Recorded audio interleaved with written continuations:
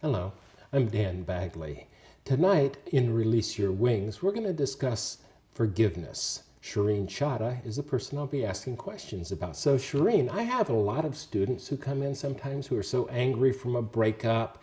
I talk to business people because I coach, and they very often say someone did me wrong, and I just don't think I can ever forgive them.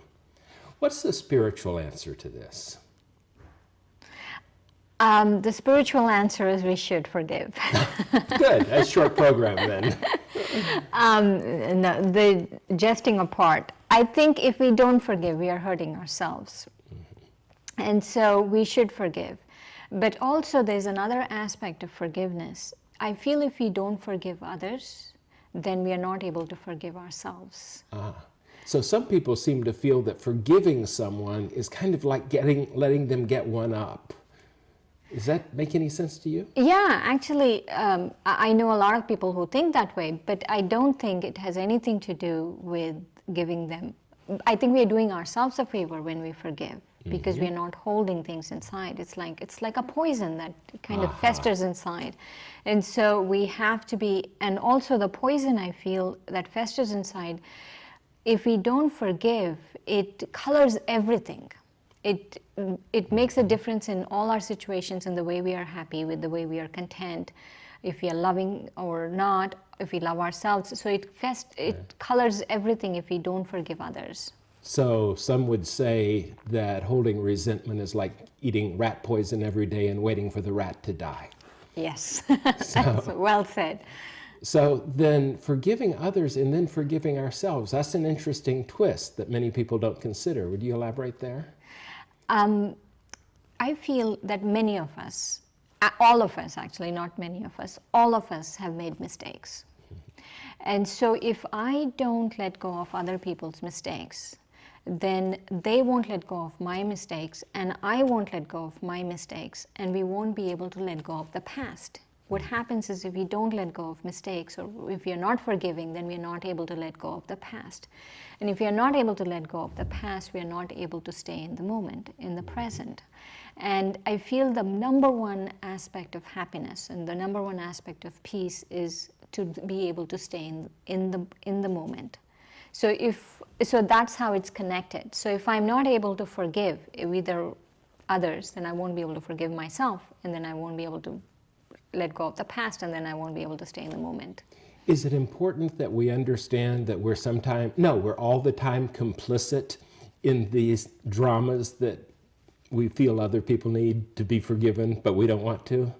In other words, aren't we always part of the formula that creates the bad scenario? Yes, definitely, definitely. I feel none of us are angels, that every one of us actually contributes to whatever is happening. And so I feel when we look at ourselves with honesty, and we look at ourselves with this clear vision, what is it that I have done wrong, and really seek forgiveness from my heart, then it's very easy. That there has to be honesty, and then there has to be seeking forgiveness from the heart. And the honesty comes with what you're saying is that I am part of the whole thing. So I've talked to some people that say, I'll be happy to forgive them, I just have to hurt them one more time, or I just have to tell them how awful they were to me. I just have to make sure they, in a word, suffer a little bit more. Is that forgiveness, or is that just trying to get one up? No, forgiveness is is when I am not able to remember the other person's mistake, when I'm able to not think about their weaknesses, think about their defects. So that is forgiveness. And so if I have this whole attitude of let me go give it to them one more time, then I haven't even begun to the whole process that it requires to forgive. By the way, that's somewhat similar to a book I read recently on Jesus is saying in Aramaic, the translation for forgiveness in the ancient language that Jesus spoke is to untie the knot. Now, in today's church, it's closer to let them acknowledge they did something wrong and let it pass. But to untie the knot is very much like what I hear you saying, that you are basically I don't even remember what was wrong, because there's, no harm, no foul kind of thing. Yeah, people always say forgive and forget. And I feel actually, so if I forgive, then there is definitely the forgetting. So the not is not there anymore. But also, I feel that there is another aspect of forgiveness, and that aspect is about asking forgiveness from God. And or a higher power, or however Sure. they feel. And I feel that when I ask forgiveness from God, and the reason why it's very, very important is because God really forgives very easily. And God also is waiting to really give us something as a gift. And so and I always feel God comes with a lot of gifts. And so he's waiting to give us something as a gift. And I feel forgiveness is one of these main aspects that prevents me from taking that gift. Or lack of forgiveness. Or lack of forgiveness. And so if I am taking a gift from God, if I am asking forgiveness from God and I'm asking it with honesty, I am doing it with a true heart, then I'm able to get those gifts from God.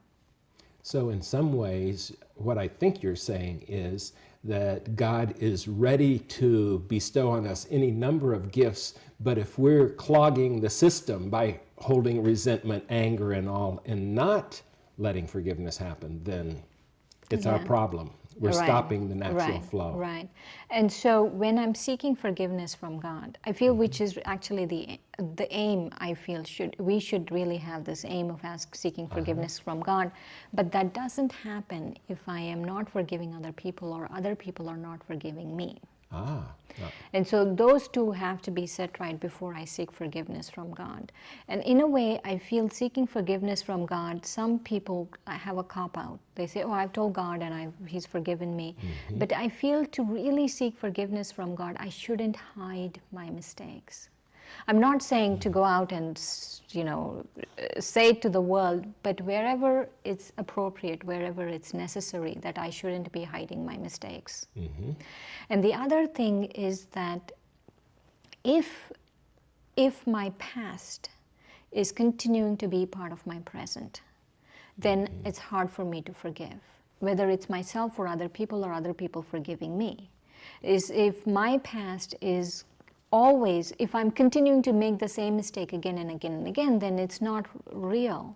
Right. So that I feel is very important, to make sure that other people are forgiving me and God is forgiving me, is that I'm not repeating that mistake again and again. So if you're in the same drama, just different characters repeatedly, you haven't quite cleaned up the mess yet. Yes. And also with God, I feel that there is a level of, let me seek forgiveness from God, but also I shouldn't be doing something that wrong. Once I know that this is wrong, I shouldn't be doing it. Because if I go and keep seeking forgiveness, then it's not real. Right. It's kind of like I'm cheating.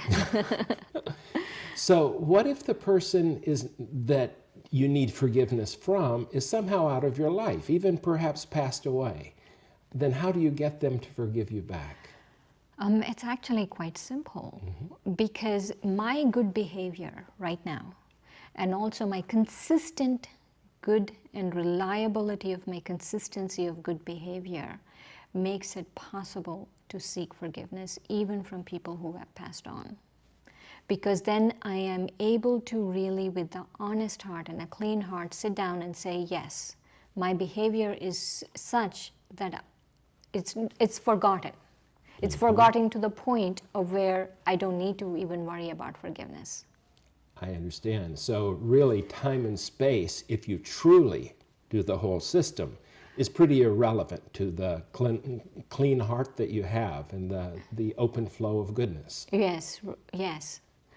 And also, I was thinking that my current behavior, if it keeps changing and if it keeps progressing, then it becomes really easy.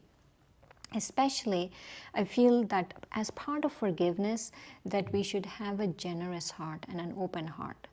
That my generosity and openness should be that other people also should be living freely and openly. They also have a right to this. They also have a right to a free and open Right. life. And so if I have that thought, so whatever mistakes I've made with other people and they're passed on, that I'm able to demonstrate it with people here. And so that demonstration is, the universe will pick it up, and then we are able to forget it to a point where. So that concept of generosity, I see also is like listening generously, listening for the good and not to find the fault in someone, which is a huge piece, because if Yes, there is it's forgiveness, then it's clean, the ideas flow back and forth without labeling, judging, etc. Exactly. You know, I feel there are two things that are very, very important in forgiveness. Is if I don't judge, then there's no reason for me to even begin to forgive.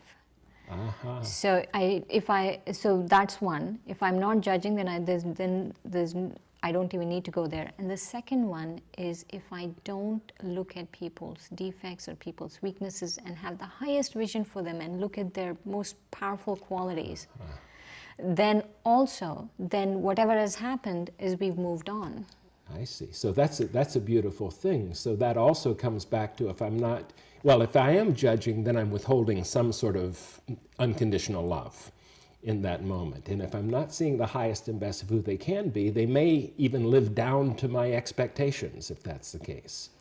Yeah, but I feel we are all so powerful that actually people live up to our expectations. If we have high expectations and see only the best, then they would. They will. At one point, they will live up to it. Yeah. At this time, they might not have the strength, whatever it is that they're going through, but I shouldn't give that up. And I feel that is what is going beyond forgiveness.